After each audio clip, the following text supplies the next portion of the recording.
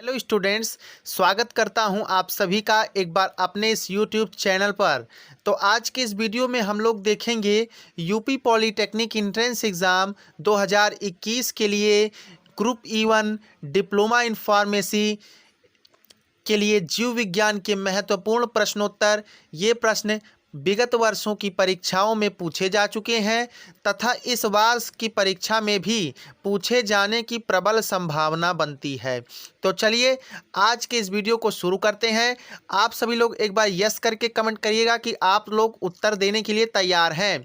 और हाँ, एक बात आपसे और कहना है, यदि आप सभी को इन वीडियोस की PDF फाइल चाहिए तो वीडियो के डिस्क्रिप्शन में हमारा टेलीग्राम चैनल का लिंक दिया गया है। आप टेलीग्राम चैनल को ज्वाइन कर लीजिए। वहाँ पर मैं और अपडेट तथा PDF फाइल डेली के डेली प्रोवाइड करता हूँ। और साथ ही केमिस्ट्री की क्लासेस हर सुबह 10 बजे चलती है। आप क्लास में लाइव क्लास में आ सकते हैं। तो चलिए आज के इस वीडियो को शुरू करते हैं, क्योंकि कहावत है कि समय बर्बाद करना अच्छी बात नहीं है। जिसने समय को बर्बाद किया, समय ने उसको बर्बाद कर दिया। क्या आप सभी लोग हमारे इस कहावत से जो हमने कहा है सहमत हैं? चलिए ठीक है, आते हैं पहले प्रश्न पर।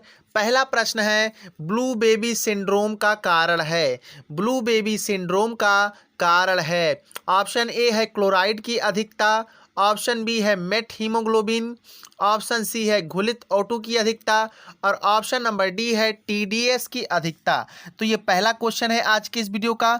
इसका आंसर हमें कमेंट करके आप सभी लोग बताइएगा। चलिए हम इसका सही आंसर आपको बताते हैं। इस क्वेश्चन का सही आंसर है ब्लू बेबी सिंड्रोम का कारण है मेट हीमोग्लोबिन। बता दें, ब्लू बेबी सिंड्रोम बीमारी ये मेट हीमोग्लोबिन के कारण होती है। इस बीमारी का मुख्य कारण भूमि में नाइट्रेट उर्वरक होता है। यह पानी के द्वारा शरीर में प्रवेश करता है और आंत में जाकर नाइट्रेट के जीवाणुओं की क्रिया करता है। यह नाइट्रेट हीमोग्लोबिन से जुड़कर मेट हीमोग्लोबिन बनाता है, जिससे हृदय संबंधी विकार उत्पन्न हो जाते हैं व त्वचा नीली पड़ जाती है। चलिए आते हैं नेक्स्ट क्वेश्चन पर। अगला क्वेश्चन है, क्वेश्चन नंबर 2 है, निम्न में से कौन सा विकल्प सुपोषित जलाशय के लिए सत्य है? निम्न में से कौन सा विकल्प सुपोषित जलाशय के लिए सत्य है?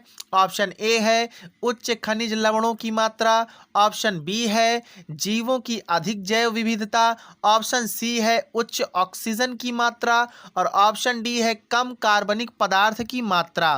तो इस क्वेश्चन का जो सही आंसर होगा वो आप सभी का ऑप्शन नंबर ए सही होगा, उच्च खनिज लवणों की मात्रा। बता दें, सुपोषित तालाब में अधिक खनिज लवण पाए जाते हैं।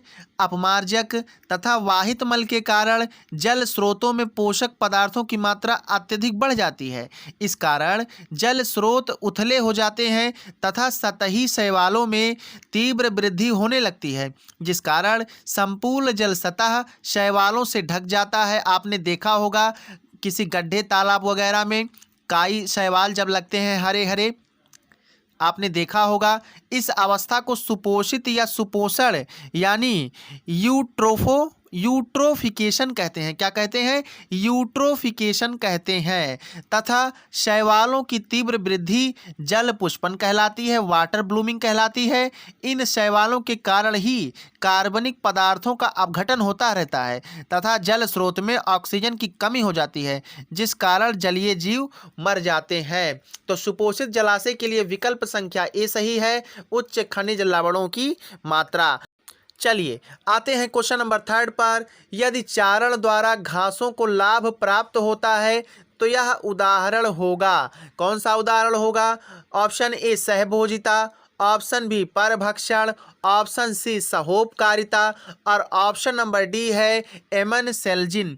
तो इस क्वेश्चन का जो सही आंसर होगा क्वेश्चन नंबर 3 का ऑप्शन नंबर सी सही है, सहोपकारिता। बता दें, सहोपकारिता या सहजीवी, जिसको हम लोग अंग्रेजी में सिम्बायोसिस कहते हैं, इसमें अंतःक्रिया करने वाले दोनों जीव परस्पर लाभान्वित होते हैं। यही चारण करने वाले पशु की भोजन एवं घास को अज्ञात लाभ प्राप्त होता है, जबकि परभक्षण जो है यानी प्रीडेशन जिसको कहते हैं हम लोग अंग्रेजी में, ये एक जीव दूसरे जीव को मारकर खा जाता है। जैसे शेर है तो वो हिरन आदि को मार करके खा जाता है। तो अर्थात शेर को तो लाभ होता है किंतु हिरन को लाभ नहीं होता है। अर्थात यदि घासों को चारण से कोई लाभ प्राप्त नहीं है तो यह परभक्षण का उदाहरण होगा।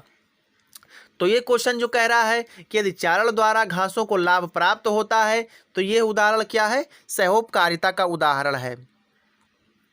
चलिए आप क्वेश्चन नंबर 4 पर आते हैं।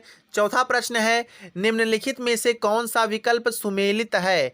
प्याज का बल्ब का सुमेल, ऑप्शन बी अदरक अंतःभूस्तारी, ऑप्शन सी क्लेमाइडोमोनास कोनिडिया और ऑप्शन नंबर डी है ईस्ट चल बीजाणु। तो इस क्वेश्चन का सही आंसर आप सभी को बताना है। इस क्वेश्चन का सही आंसर होगा ऑप्शन नंबर ए प्याज बल्ब। बता दें प्याज बल्ब या शल्ककंद प्रकार का रूपांतरित भूमिगत तना होता है। क्या होता है? रूपांतरित भूमिगत तना होता है। चलिए आते हैं नेक्स्ट क्वेश्चन पर। क्वेश्चन नंबर 5 है, स्त्री धानीधर किसमें पाया जाता है? ऑप्शन ए है कारा में, ऑप्शन बी है एडियटम्स में और ऑप्शन सी है फ्यूनेरिया में और ऑप्शन डी है मार्केंसिया में। तो इस क्वेश्चन का सही आंसर होगा ऑप्शन नंबर डी मार्केंसिया में। बता दें मार्केंसिया ये एक ब्रायोफाइट है। इसमें मादा लैंगिक अंग को स्त्रीधानी कहते हैं, जो मादा रिसेप्टिकल या स्त्रीधानीधर पर स्थित होते हैं। प्रत्येक स्त्रीधानीधर पर स्त्रीधानियां की पंक्तियां स्थित होती हैं जो एनवाल्यूकर अथवा पेरिकाइटियम द्वारा सुरक्षित रहती है। आते हैं नेक्स्ट क्वेश्चन पर। अगला क्वेश्चन है क्वेश्चन नंबर 6 है, वायु परागण सामान्यतया पाया जाता है किसमें पाया जाता है? ऑप्शन ए है लिली में, ऑप्शन बी है घासों में, ऑप्शन सी है आर्किड्स में और ऑप्शन नंबर डी है लेग्यूम्स में। तो इस क्वेश्चन का जो सही आंसर होगा वो आप सभी का ऑप्शन नंबर डी सही है, घासों में। बता दें वायु परागण या एनीमोफिली कहा जाता है तथा यह अजैव परागण के अंतर्गत आता है। वायु परागण सामान्यतः घासों में ही पाया जाता है, अभी मैंने आपको बताया है। आते हैं क्वेश्चन नंबर 7 में। जैगोमार्फिक यानी एक व्यास सम्मित पुष्प पाए जाते हैं। ऑप्शन ए है धतूरा में, ऑप्शन बी है सरसों में, ऑप्शन सी है गुलमोहर में, ऑप्शन नंबर डी है टमाटर में। तो इस क्वेश्चन का सही आंसर होगा आप सभी लोगों का ऑप्शन नंबर सी सही है, गुलमोहर में पाया जाता है एक व्यास सममित पुष्प। ये केवल एक ही अक्ष से दो समान भागों में काटे जा सकते हैं गुलमोहर के पुष्प। ठीक है, आते हैं नेक्स्ट क्वेश्चन पर। अगला क्वेश्चन है, निम्न में से किस हार्मोन के अभाव के कारण आर्तव प्रवाह होता है? ध्यान देना है, आर्तव प्रवाह होता है। ऑप्शन ए है प्रोजेस्टेरॉन, ऑप्शन बी है FSH यानी फॉलिकल स्टिमुलेटिंग हार्मोन कहते हैं, ऑप्शन सी है ऑक्सीटोसिन के और ऑप्शन डी है वेसोप्रोसिन के।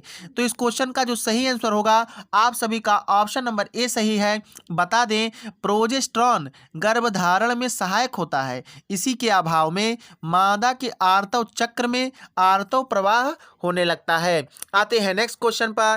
क्वेश्चन नंबर 9 है, निम्नलिखित में से कौन एक सत्य मीन है? यहाँ मीन का अर्थ होता है मछली। तो कॉम्पिटिटिव एग्जाम्स के दृष्टि से हमें हिंदी पढ़ना ही उतना ही महत्वपूर्ण है जितना कि हम इंग्लिश पढ़ते हैं, इंग्लिश के पीछे हम भागते हैं। ठीक है, तो ऑप्शन ए है तारा मीन, ऑप्शन बी है डॉग फिश यानी कुत्ता मछली, ऑप्शन बी सी है jelly fish, option number D है कटल फिश। तो इस क्वेश्चन का सही आंसर होगा option number B dog fish. ये एक सत्य मछली है और ये अधिवर्ग पिसीज के वर्ग कॉन्ड्रिकथीज का सदस्य है। आते हैं नेक्स्ट क्वेश्चन और लास्ट क्वेश्चन में। आज का ये लास्ट क्वेश्चन है, मनुष्य में दूध के पाचन में प्रारंभिक अवस्था कारण होती है किसके? ऑप्शन ए है लाइपेज, ऑप्शन बी है ट्रिप्सिन, ऑप्शन सी है रेनिन, ऑप्शन डी है पेप्सिन। तो इस क्वेश्चन का सही आंसर जो होगा वो आप सभी का ऑप्शन नंबर सी है रेनिन। बता दें मनुष्य में दूध का पाचन रेनिन एंजाइम द्वारा होता है। रेनिन आमाशय की प्रधान कोशिका यानी चीफ सेल द्वारा स्रावित होता है। यह एंजाइम कौन सा? रेनिन वयस्कों की तुलना में शिशुओं में अधिक पाया जाता है। तो एक क्वेश्चन आपसे ये भी पूछ सकता है कि रेनिन एंजाइम किसकी तुलना में शिशुओं में अधिक पाया जाता है? तो आप बता सकते हैं वयस्कों की तुलना में। या एक क्वेश्चन ऐसे भी पूछा जा सकता है कि वयस्कों की तुलना में शिशुओं में कौन सा एंजाइम अधिक पाया जाता है? आपको यही 4 ऑप्शन दे सकते हैं। तो इन चारों ऑप्शंस में आपको बताना है कि सर रेनिन सही होगा। आई होप कि आज के सभी क्वेश्चंस आपको समझ में आए होंगे, आप सभी लोगों ने देख लिया होगा। इस वीडियो के पीडीएफ के लिए आप टेलीग्राम चैनल को ज्वाइन कर लीजिए, मैं बार बार आपसे यही कहता हूं। और साथ ही अगर आपको लगता है कि ये चैनल इंफॉर्मेटिव है आपके लिए, तो आपको चैनल सब्सक्राइब करके बेल आइकन को ऑल पर जरूर प्रेस कर लेना चाहिए। हमारी जितनी भी क्लासेस होती हैं सबसे पहले उसकी नोटिफिकेशंस आप सभी लोगों तक पहुंचेंगी। मिलते हैं नेक्स्ट सेशन में। जय हिंद।